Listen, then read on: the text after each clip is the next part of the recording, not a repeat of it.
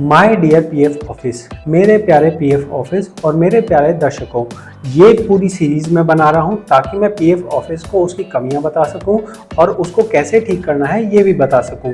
मैं कौन हूँ जी ऐसा बताने वाला? मैं पीएफ का काम करता रहा हूँ 4 साल से और 4 साल से मैं एक्टिवली इन्वॉल्व हूँ मेंबर्स का जो पीएफ की समस्या आती है उसके बारे में। तो मैं आपको यहाँ पे आपका काम आसान करने के लिए पूरी एक लिस्ट दे रहा हूँ जो कमियाँ आपको ठीक करनी है। ये कमियाँ आप ठीक कर लेते हैं तो आपका जो मिशन और विजन है वो पूरा होगा। अब आप सोचेंगे ये मिशन विजन क्या होता है? तो देखिए, किसी भी संस्था का एक मिशन और विजन होता है, मतलब वो क्या करना चाहते हैं। तो पीएफ ऑफिस ने अपने इस मिशन में लिखा है कि वो सीमलेस और अनइंटरप्टेड सर्विस डिलीवर करना चाहते हैं अपने स्टेक होल्डर्स को। तो इसका मतलब क्या होता है? इसका मतलब ये होता है कि वो ऐसी टेक्नोलॉजी बनाना चाहते हैं जिससे सीमलेस, मतलब बिना किसी रुकावट के और बिना किसी समस्या के जो उसके स्टेक होल्डर हैं। अभी स्टेक होल्डर कौन है? मेन स्टेक होल्डर एम्प्लॉय है और एम्प्लॉयर है, मतलब इन दोनों को अच्छी सुविधा मिल सके, ये इनका विजन है। ठीक है जी, ये विजन है। और इंश्योर करना है ease of living for member and pensioner, मतलब मेंबर और पेंशनर के जीवन आसान हो सके, ये इनका मिशन है। तो जो संस्था इस मिशन और विजन के साथ चलती हो उस संस्था के अंदर में एक बहुत बड़ी कमी है जिसकी वजह से उसके मेंबर बहुत परेशान हैं।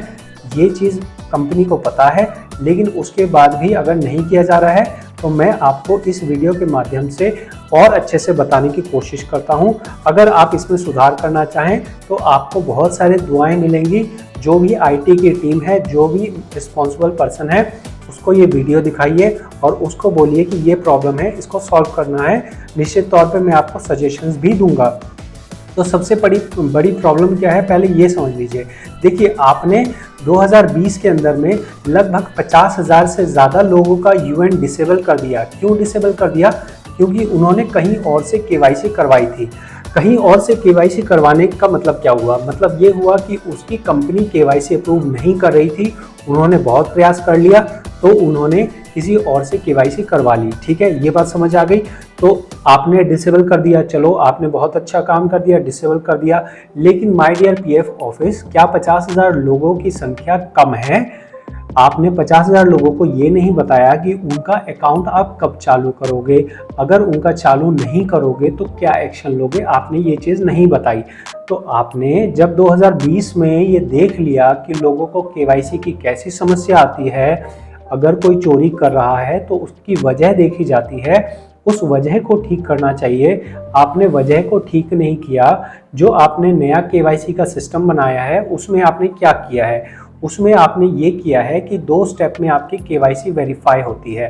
पहला स्टेप होता है बैंक से वेरीफाई होना और दूसरे स्टेप में एम्प्लॉयर के पास वेरीफाई होने जाता है। समस्या यहाँ आ रही है पहले वाले स्टेप के अंदर, और जो दूसरा वाला स्टेप है वो तो है ही बर्बाद। उसका तो कहना ही क्या है, वो तो शुरू से ही बर्बाद था और अभी भी बर्बाद है ही। तो यहाँ पे पहले स्टेप के अंदर क्या कमी है ये समझ लीजिए। मैं आपको यहाँ प्रैक्टिकल एग्जांपल दिखा रहा हूँ। यहाँ देखिए, 12 अप्रैल में वेरिफिकेशन अंडर प्रोसेस है, यहाँ डिलीट करने का ऑप्शन नहीं है। मैं आपको एक और एग्जांपल दिखा रहा हूँ।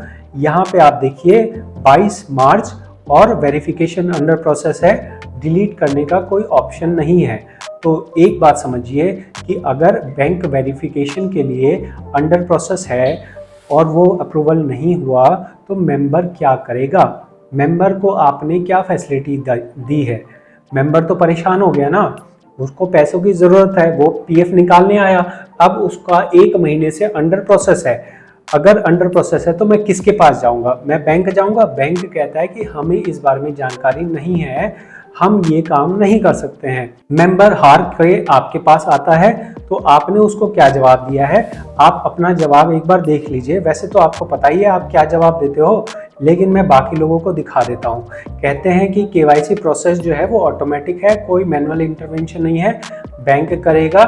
आधार से अगर आपका डिटेल मैच होगा और उसके बाद एम्प्लॉयर अप्रूव करेगा। ये आपने उनको लिखित में दिया है। ठीक है, तो मेरा पॉइंट ये है कि अगर बैंक अप्रूवल नहीं करता है तो बेचारा मेंबर कहाँ जाए? अगर बैंक अप्रूवल नहीं कर रहा है, 1 महीने 1.5 महीने हो चुके हैं, तो बेचारा मेंबर क्या करे, आपने उसे कहाँ का छोड़ दिया। ठीक है, देखिए आपने बैंक से एग्रीमेंट किया होगा कि ऐसे ऐसे केवाईसी आएगी और केवाईसी में आपको नेम और आईएफएससी वेरीफाई करना है। ऐसा क्यों करना है, बहुत सारे लोगों को नहीं पता होगा कि ये बैंक को इन्वॉल्व क्यों किया गया।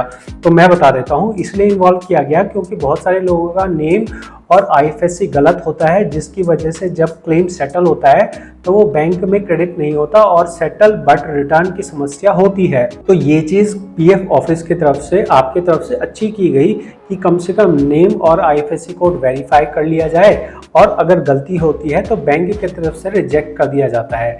ये तो आपने अच्छा किया, नेम मिसमैच करके बैंक की तरफ से रिजेक्ट कर दिया जाता है। लेकिन समस्या ये है कि अगर कोई बैंक 1 महीने 1.5 महीने तक भी या 2 महीने तक भी अगर वेरीफाई नहीं करता है, तो फिर आपको ये भी तो प्रोविजन रखना चाहिए ना बैंक में कि अगर 10 दिन 15 दिन तक अगर वेरीफाई नहीं होता है तो हम उस रिक्वेस्ट को कैंसिल कर सकें। जैसे कि आपने एम्प्लॉयर के केस में दिया हुआ है कि अगर 60 दिन तक वेरीफाई नहीं किया गया तो वो रिक्वेस्ट को हम कैंसिल कर सकते हैं। ये आपने फैसिलिटी दी है ना। तो जो बैंक के अंदर जो आपने ऑप्शन रखा है कि बैंक वेरीफाई करेगा, तो वहाँ भी तो ये ऑप्शन देना चाहिए ना आपको। ये तो बहुत आसान चीज़ है ना, ये आपको करनी चाहिए।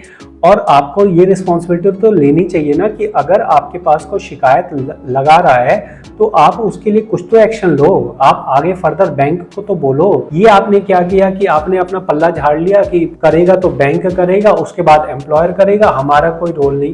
अरे सर जी, आपका ही रोल है। आपने ही सिस्टम ऐसा बनाया है कि अगर बैंक के पास वेरिफिकेशन के लिए जा रहा है तो मेंबर को वेट करना पड़ता है। अगर मेंबर वेट कर रहा है और उसका नहीं हो रहा है तो आपके पास आएंगे। कम से कम आपके पास ऐसा सिस्टम होना चाहिए कि आप बैंक को इंस्ट्रक्शन दे सकें, या फिर मेंबर को ही बता दो कि भाई बैंक से कैसे अप्रोच किया जाए, कस्टमर केयर कॉल करके कहा जाए या ब्रांच विजिट करके कहा जाए। ऐसा बताओ तो आपको बताने में आपका क्या जा रहा है। आपको तनख्वाह किस बात की मिलती है? मेंबर को फैसिलिटी देने की तनख्वाह मिलती है। मेंबर आपको कंप्लेन करता है तो आप बोलते हो कि हमें नहीं पता। आपको नहीं पता तो किसको पता है? रिस्पॉन्सिबिलिटी आपकी बनती है।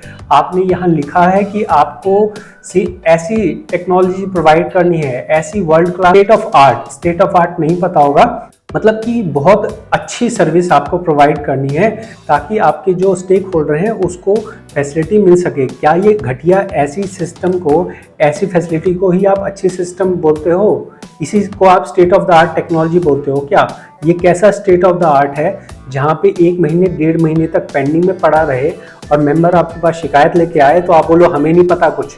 ऐसा कौन सा स्टेट ऑफ द आर्ट होता है? रिस्पॉन्सिबिलिटी किसकी है? आपकी रिस्पॉन्सिबिलिटी है ना। फिर मेंबर कहाँ जाएगा? मेंबर को इसको जो जिसका पेंडिंग पड़ा है, उसकी बेटी बीमार है, उसको पैसों की ज़रूरत है, 1.5 महीने तक अगर आप वेरिफिकेशन अंडर प्रोसेस रखोगे तो इसमें जिम्मेवारी किसकी है? आपकी जिम्मेवारी है। आपकी जिम्मेवारी है कि आपने ऐसा सिस्टम बनाया है। ऐसे में अगर ये मेंबर कहीं और से केवाईसी कराएगा तो आप उसका डिसेबल करने का अधिकार नहीं रखते हो। आप कैसे डिसेबल कर सकते हो? जब आपने ऐसा सिस्टम बनाया है कि आदमी अपना केवाईसी अप्रूव नहीं कर पा रहा है तो फिर वो और कहीं क्यों ना जाए। आपने अपना रास्ता बंद कर दिया, अपना दरवाज़ा बंद कर दिया। तो आपको ऐसा नहीं करना चाहिए। आपको ऐसा नहीं करना चाहिए। अगर आपको बैंक से वेरीफाई करवाना ही है, चलो आपको बैंक से वेरीफाई करवाना है, बैंक को आप एग्रीमेंट कीजिए, आप बैंक को पैसे दीजिए, पैसे की कमी नहीं है आपके पास। आप बैंक से एग्रीमेंट कीजिए, 10 से 15 दिन में आप वेरीफाई कीजिए। आप उन्हें 5 रुपये दीजिए, 10 रुपये दीजिए, जो आपका बनता हो दीजिए, लेकिन वेरीफाई होना चाहिए 10-15 दिन के अंदर में। अगर वेरीफाई नहीं हुआ तो उसको कैंसिल करो। ये क्या तरीका हुआ कि 1 महीने 1.5 महीने तक अंडर प्रोसेस ही रहेगा और मेंबर झूलता रहेगा? ठीक है, ये समझ गए, ये पॉइंट समझ गए। अब आते हैं जन्मजात जो प्रॉब्लम है। जन्मजात प्रॉब्लम है एम्प्लॉयर की। एम्प्लॉयर क्या होता है भाई? एम्प्लॉयर पेंडिंग एट एम्प्लॉयर आ गया। अभी पेंडिंग एट एम्प्लॉयर अगर आ गया तो एम्प्लॉयर तो कर नहीं रहा ना। आपको क्या लगता है पीएफ ऑफिस के पास, भाई आपके पास दिमाग है या नहीं है? अगर एम्प्लॉयर अप्रूव नहीं कर रहा है तो मेंबर क्या करेगा? मेंबर को कुछ तो सर्विस दो यार। मेंबर क्या करेगा? अगर एम्प्लॉयर नहीं कर रहा है तो आप एम्प्लॉयर के ऊपर ऑब्लिगेशन लगाओ ना। जैसे आपने ई नॉमिनेशन के लिए लगाया था, आपको ई नॉमिनेशन करवाना था तो आपने कैसे कर दिया था कि हर एम्प्लॉयर करेगा ही करेगा।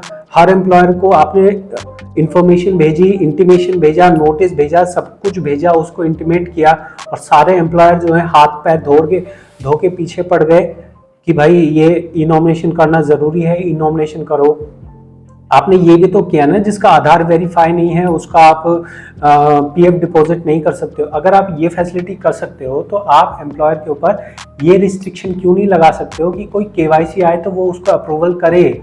आप चलो बहुत बिजी है एम्प्लॉयर, मान लो 10 दिन का टाइम दे दो, 20 दिन का टाइम दे दो, 30 दिन का टाइम दे दो, यार कम से कम एक टाइम लिमिट तो रखो कि एम्प्लॉयर उसे अप्रूव करे। आप रखो ना यार, कौन मना करता है? आप बॉस हो, इसके लिए आपको कोई विदेश से जाके परमिशन नहीं लेनी है। आपके पास सिस्टम है, आपके पास रिस्पॉन्सिबिलिटी है। आपने कहा है कि state of the art technology हम लगाएंगे। ये ही होती है क्या state of the art technology, जहां आप अपने हाथ खड़े कर रहे हो कि जो करना है करो, हमको कुछ नहीं पता है? यही state of the art technology है क्या? ये टेक्नोलॉजी नहीं है, ये जुगाड़ है। ये जुगाड़ नहीं चलेगा। मेंबर परेशान है केवाईसी करने के लिए और आपके पास जब कंप्लेन लगाते हैं तो आप बोलते हैं कि कंपनी में जाओ। मजदूर अपनी मजदूरी छोड़ के कंपनी में नहीं जाएगा। मजदूर है दिल्ली में और कंपनी है पटना की, तो वो अपनी मजदूरी छोड़ के पटना जाएगा क्या? आप जा सकते हो क्या? आपकी जहां पोस्टिंग है वहां छोड़ के आप जाओ, अपना दूसरे स्टेट में जाओ, तो अपनी सैलरी लेने के लिए जाओगे क्या? आप बोलोगे क्या मजाक है यार, मैं यहाँ नौकरी कर रहा हूँ, मेरा काम यहाँ होना चाहिए। लेकिन पीएफ वालों के लिए, मेंबर के लिए आप ऐसा नहीं कहते। मेंबर को कहते हो जो करना है करो, एम्प्लॉयर के पास जाओ। तो डियर पीएफ ऑफिस, आपको मैं समझाता हूं कि कृपया करके अपने केवाईसी सिस्टम को सुधारिए। मैंने आपको समस्या बता दी है। रिस्पॉन्सिबिलिटी किसकी है? रिस्पॉन्सिबिलिटी से मत भागो। रिस्पॉन्सिबिलिटी 100% आपकी है। मेंबर को फैसिलिटी देना आपकी जिम्मेवारी है। आपकी तनख्वाह मेंबर को फैसिलिटी देने के लिए है। आपकी तनख्वाह इसलिए नहीं है कि आप कुछ भी सिस्टम बना दो और एक रटा रटाया जवाब दे दो कि जो करेगा एम्प्लॉयर करेगा, जो करेगा बैंक करेगा। ये रटा रटाया जवाब देने के लिए, केवाईसी के लिए, ऐसा सिस्टम बनाने के लिए आपको तनख्वाह नहीं दी जाती है।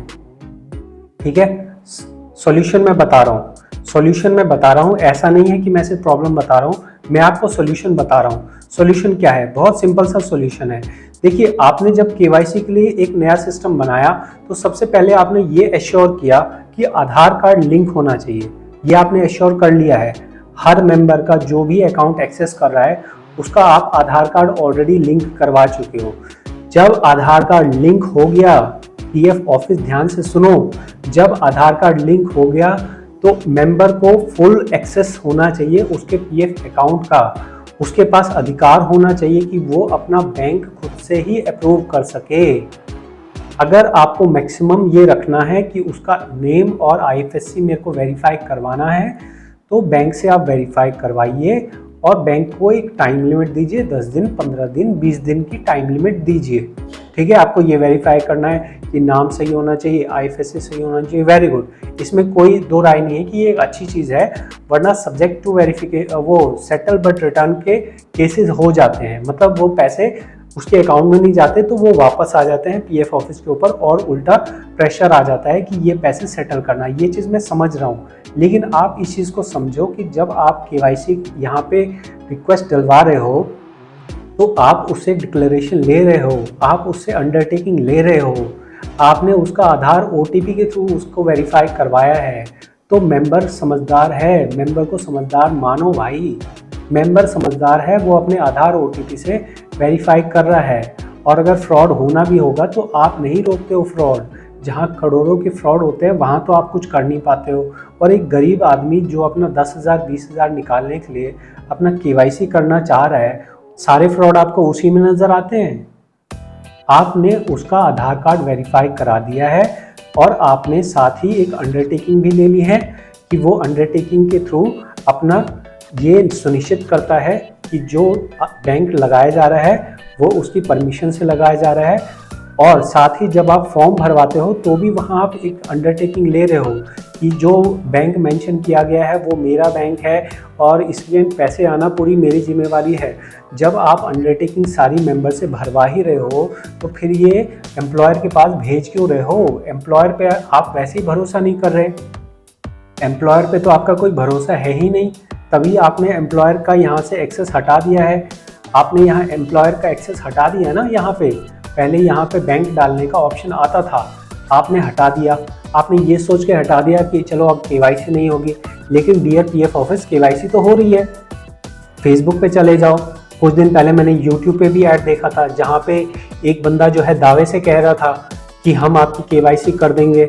तो पीएफ ऑफिस कृपया ध्यान दीजिए कि यहाँ पे केवाईसी को लेके हज़ारों नहीं लाखों मेंबर परेशान हैं और इसी चक्कर में आपने एक बार कांड कर दिया है। आपने एक बार 50,000 लोगों का यूएन डिसेबल, 50,000 से ज़्यादा लोगों का आपने यूएन डिसेबल कर दिया है केवाईसी के चक्कर में। आप और कितने हज़ार लोगों को केवाईसी और डीएक्टिवेट करना चाहते हो ये बता दो। क्या मिलता है आपको ये करने से? पहले तो इनका केवाईसी जो किया गया था उनका कोई सॉल्यूशन निकाल लीजिए और फर्दर जो यहाँ पे मैंने आपको सजेशन दिया है वो उसे फॉलो कर लीजिए। क्या सजेशन है? सजेशन नंबर 1 है कि जो बैंक के पास आप वेरीफाई के लिए भेज रहे हैं उसमें एक समय सीमा होनी चाहिए 10 से 15 दिन। अगर आपको एम्प्लॉयर के पास भेजना है तो एम्प्लॉयर को निर्देश होना चाहिए कि 10 दिन, 20 दिन या 30 दिन के अंदर अंदर कोई भी आप डेज सेलेक्ट कर लीजिए, उसको अप्रूवल करना पड़ेगा। ये मैंडेटरी होना चाहिए एम्प्लॉयर के पार्ट पे। आप एम्प्लॉयर को बोल सकते हो, आपके पास पावर है, ठीक है। थर्ड ऑप्शन, अगर आप मानते हो कि एम्प्लॉयर को आप नहीं कह सकते हो तो फिर आप एम्प्लॉयर का रोल हटा दो, एम्प्लॉयर के पास भेजो ही मत रिक्वेस्ट। मेंबर ने अपना आधार से वेरीफाई कर लिया है, जगह जगह आप अंडरटेकिंग ले ही रहे हो मेंबर से कि ये बैंक मेरा है, ये बैंक मेरा है, ये बैंक मेरा है, मेरी रिस्पॉन्सिबिलिटी है। जब आपने सारी रिस्पॉन्सिबिलिटी ले ही ली तो फिर उसको एम्प्लॉयर के पास मत भेजो भाई मेरे, मत भेजो।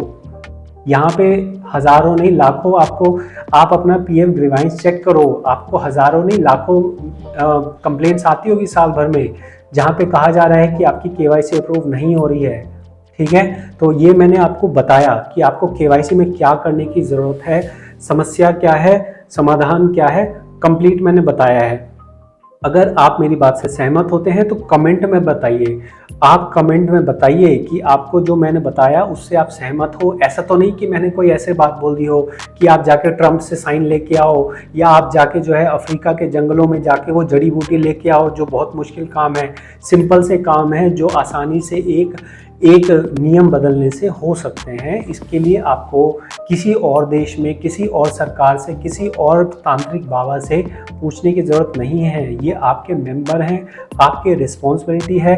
आप अपनी रिस्पॉन्सिबिलिटी से भागते हो, आप अपनी जिम्मेवारी से भागते हो, तो कृपया करके अपनी जिम्मेवारी को समझिए और इस केवाईसी की प्रॉब्लम को सॉल्व कीजिए, वरना भविष्य में भी हज़ारों लोग केवाईसी करवाएंगे और हज़ारों लोग इसी तरह से परेशान होंगे। मैंने प्रैक्टिकली आपको एक एक चीज़ दिखाई है। अगर आपको ये चीज़ें समझ आती हैं तो आप ज़रूर इस पे एक्शन लीजिए मेरे प्यारे पीएफ ऑफिस और मेरे प्यारे पीएफ मेंबर्स। अगर आप ये वीडियो देख रहे हैं तो आप कमेंट में बताइए कि आप मेरी बात से कितना % सहमत हैं। जो मैंने बताया, जिस तरीके से बताया, आप उसमें मुझे 10 में से कितने नंबर देंगे ये भी आप मुझे बताइए। और भी मैं वीडियो दूंगा जिसके अंदर पीएफ के अंदर जितनी समस्याएं हैं सारी समस्याओं को एक प्लेलिस्ट के अंदर दूंगा, तो इंतज़ार कीजिए। इसी चैनल पे मैं आपको और भी बहुत सारी समस्याएं हैं पीएफ ऑफिस के सिस्टम में जो बारी बारी में आपको दिखाने वाला हूं। इस वीडियो में इतना ही। बहुत बहुत धन्यवाद।